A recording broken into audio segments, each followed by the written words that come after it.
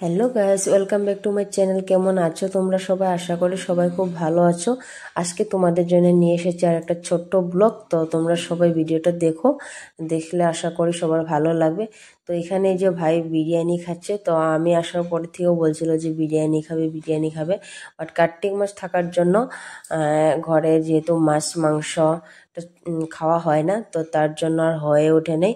তো এখন কার্তিক মাস যাওয়ার পরে ভাই মুরগি নিয়ে আসলো যে ঘরে বিরিয়ানি বানিয়ে খাবে। তো আমি ফাইনালি বানলাম। তো বিরিয়ানি বানানোর জন্য আমি এখানে নিয়েছি মাংস।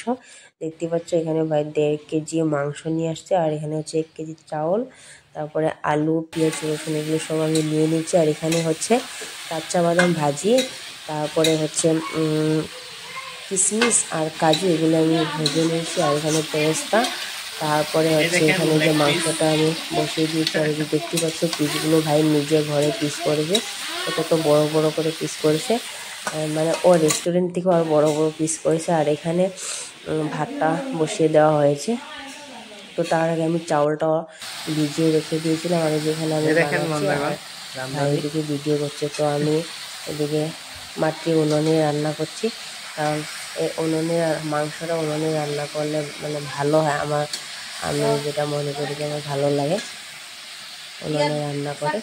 তো এখানে আমি যে বানাচ্ছি আর এদিকে ভাই আমাকে হেল্প করছিল। আর এদিকে দেখতে পাচ্ছ আলু আমি ভেজে রেখে দিয়েছি। তো মাংসটাকে এখন আমি ভালো করে কষিয়ে নেব। আর যেহেতু পিসগুলো অল্প বড় বড় আছে, তো একটু বেশি সময় নিয়ে ভাজতে হবে। তারপর এখানে আমি পেস্ট করে রাখা মশলাগুলো দিয়ে দিয়েছি। আর পেস্ট করা মশলা ছিল এখানে রসুন, আদা, তারপরে হচ্ছে কাঁচা লঙ্কা, এগুলো আমি একসঙ্গে পেস্ট করে নিয়েছি। যে আমি পেস্টটা দিয়ে দিলাম। তো এখন আবার একটু নেড়ে ছেড়ে এগুলোকে আরও ভালো করে কষিয়ে নেব। বন্ধুরা দেখতে পাচ্ছ আমি এখানে মাংসটা ভালো করে কষিয়ে নিচ্ছি। তো এবার আমি জল দিয়ে দেব, কারণ পিসগুলো বড় বড়, তার জন্য অনেকটা সময় আমাকে ভাজতে হয়েছে। তো ভাজার পর এখন আমি এখানে দেখতে পাচ্ছি নিচে একটা বড় সাইজের কড়াই, ওই কড়াইটাতে আমি বিরিয়ানির দমটা বসাবো। আর এখানে আমার মাংসের জলটা ভালো করে ফুটে গেছে আর সব কিছু মশলাও দেওয়া হয়ে গেছে। তো এই যে ফাইনালি মাংসটা রেডি হয়ে গেছে। তো এখন আমি এগুলি মিক্স করে নিয়েছি। তো তোমরা আমাকে জানিও আমি যে বিরিয়ানিটা বানিয়েছি সেটা হয়েছে কি না, বা কীভাবে বানাতে হয় আমি জানি না। তো আমি এভাবেই বানাই, কিন্তু খেতে দারুণ হয়েছিল, খুবই ভালো লেগেছে। আর এই যে আমি এক এক করে সব কিছু মিশিয়ে নিয়েছি। আর এখানে কি কি মেশানো হয়েছে আমি আবার বলে দিয়েছি তোমাদেরকে। এখানে আমি ঘি দিয়েছি, তারপরে হচ্ছে ভাত দিয়ে তারপরে আবার এখানে মাংস দিয়েছি, ধনিয়া পাতা দিয়েছি, তারপরে যে এখন আবার একটু ঘি ছড়িয়ে দিয়েছি তার উপরে।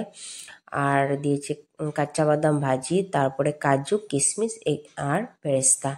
তো তোমরা আমাকে জানিও আর কিছু দেওয়ার ছিল কিনা, কিন্তু আমার ঘরে যা ছিল আমি সেগুলি দিয়েছি। তো বিরিয়ানি বানানোর জন্য আরও কিছু জিনিসের প্রয়োজন হয়, তো সেগুলি আমি দিইনি, সেগুলো আমি স্কিপ করে দিলাম।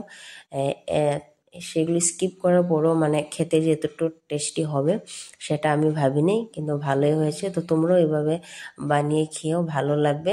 মানে ঘরে যেগুলো উপকরণ থাকে বা ঘরে যেগুলো জিনিস থাকে আমাদের ঘরে, তো কখনো ইচ্ছে গেলে এভাবে তোমরা মাংস দিয়ে কিংবা ডিম দিয়েও বানিয়ে খেতে পারো, ভালো লাগে।